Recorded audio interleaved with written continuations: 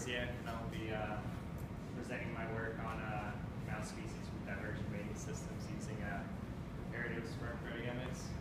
So sexual selection has multiple levels, so most of the work has been focused on combinatory sexual selection, such as male competition, seen here on the right, and mate choice. However, since the seminal work of Jeff Walker, more attention has been paid to most combinatory sexual selection, which includes sperm competition or competition of sperm for multiple males for fertilization of the oocytes of one female, and cryptic female choice, which is the female's ability to choose between the sperm of different males for the fertilization of oocytes. So an interesting place where these two levels of or these two mechanisms of post-combinatory sexual selection come into play is mammalian sperm-egg interaction, which is a process that involves multiple steps. So first the sperm have to bind to the zona pellucida, the thick pregnacious layer that surrounds the oocyte, and after the acrosomal reaction and penetration, the sperm then have to bind and fuse with the oocyte. So giving the multiple steps of these specific protein-protein interactions, genetic changes here have been associated with the establishment of reproductive barriers and speciation. And again, this is evidenced when you look at the selection regimes of these various sperm components. So as we can see here, those sperm proteins that are in the cell membrane, so those that would be involved in these protein-protein interactions are under higher selection compared to the rest of the sperm proteome. And indeed, there's almost a twofold increase in the percentage of genes that are under positive selection that are on the cell membrane compared to the rest of the sperm. So this brings us, in order to further study this, we use this model system that has divergent mating systems. So here we used 3 mouse species that have diverged less than 2 million years ago, with Spiratus being the outgroup. And as we can see, as mentioned previously, they have different relative testes size, which has been indicated in differences in levels of sperm competition between these species, or across the species and across taxa. So Spiratus and Specialis being the 2 highest sperm competition species, and Musculus being the lowest sperm competition species.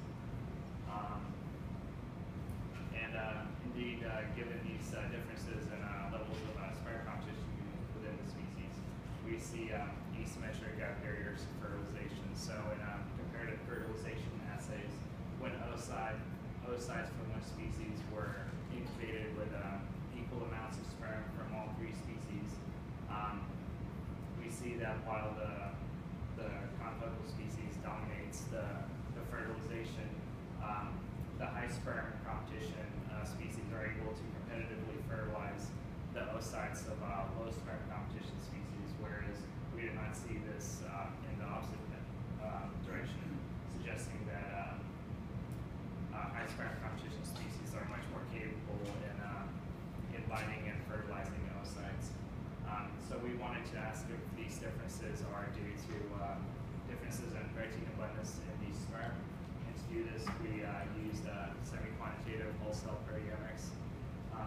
So we isolated mature sperm from all the mice, and which we then purified and subjected to tandem mass spec,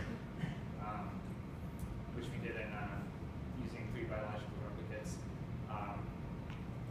After mass spec, the data was searched using the X-tandem engine, and then protein identification was done using protein profit from the transproteomic pipeline. And finally, we used Apex to perform label-free estimates of protein abundance. So overall, the 3 proteomes that we obtained are highly comparable. So we obtain about the same number of high-quality spectra for each of the species, which led us to identify about 1,200 proteins per species. And the vast majority of those proteins were identified by multiple peptides and across multiple replicates, giving us great confidence that those are true protein identification. What's interesting here is that the vast majority of those proteins, over 1,000, were identified in all 3 species, again giving us confidence that we were able to capture the vast number of proteins that are present in sperm, allowing us to do these proteome comparisons. So overall, the protein abundances between the species didn't vary greatly. So as we can see here, for the abundance of Specilagus and Spiratus didn't drastically vary from the abundance of Musculus for most of the proteins. And again, we can see that that here in pairwise comparisons, the higher square suggests that a lot of the proteins didn't really change significantly. So those proteins that did change significantly, we assume are actually true positives. So when we look at the protein abundances overall, the proteome composition recapitulates the phylogenetic relationship. That is the abundance across the Musculus proteome is much more similar to the Specilagus proteome than the Spiratus proteome.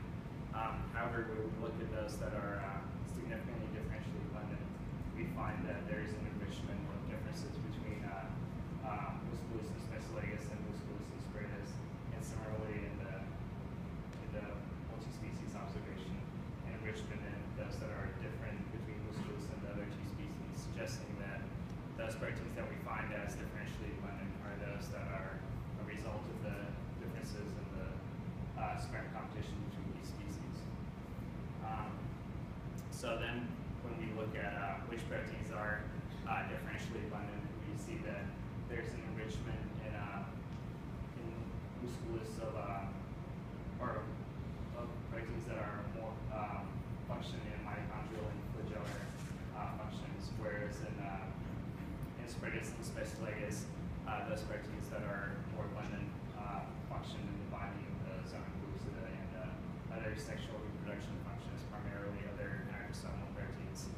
And what's interesting here is all 4 of the proteins that are annotated as being involved in a zona pellucida binding of the mouse genome are all found to be significantly more abundant in Spiratus and Specilagus compared to Musculus. And we think these results perhaps serve as the explanation for the observed fertilization asymmetries between these species. So in conclusion, hopefully shown that quantitative proteomics can be useful for studying sexual selection, and that we were able to identify differences in sperm composition that relate to the differences in sperm competition between these species, particularly among these zona pellucida binding proteins, which we think account for the fertilization asymmetries between these species. So I would like to acknowledge other members of the Doris Lab and our collaborators. Thank you.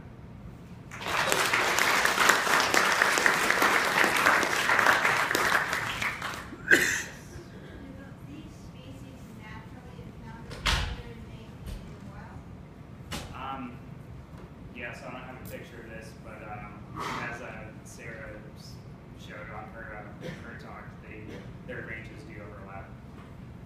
So